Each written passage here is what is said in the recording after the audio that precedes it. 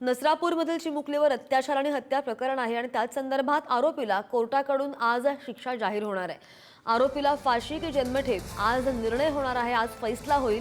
Pune court सकाळी 11 वाजता अंतिम सुनावणी करणार आहे।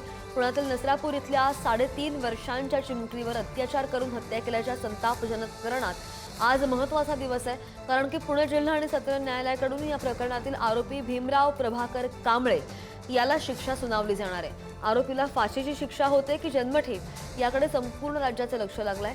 पुणे जिल्हा न्यायालयात सकाळी 11 वाजता अंतिम सुनावणी होणार असून पीडित कुटुंबियांसह सर्वांच्या नजरा आजच्या निकालाकडे लागल्या।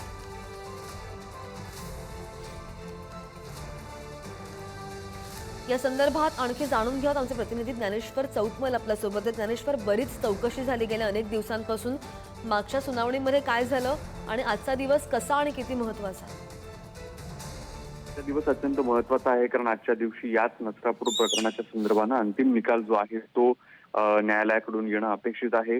भोर तालुक्यातल्या नसरापूरमध्ये जे 3.5 वर्षाच्या चिमुरडीवर अत्याचार आणि निर्घृण हत्या खटल्याचं जे प्रकरण आहे, या सगळ्या संदर्भात आरोपी भीमराव कांबळे याला पुणे जिल्हा सत्र न्यायालयाकडून आज शिक्षा ठोठावली जाऊ शकते। मागच्या वेळी जी सुनावणी झाली यामध्ये सरकारी वकिलांकडून फाशीची मागणी जी आहे ती करण्यात आलेली होती।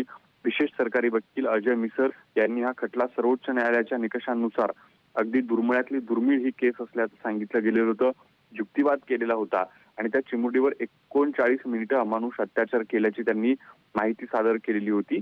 फाशीची शिक्षा द्यावी अशा पद्धतीची आक्रमक मागणी जी आहे ती सरकारी वकिलांकडून करण्यात आलेली होती। निकाल राखून ठेवण्यात आलेला होता आणि आज 11 वाजता या सगळ्या प्रकरणातला निकाल न्यायालयाकडून वाचन केला जाणार आहे। अगदी ज्ञानेश्वर, सगळे ताजे अपडेट घेत राहू। धन्यवाद दिलेल्या सगळ्या माहितीसाठी।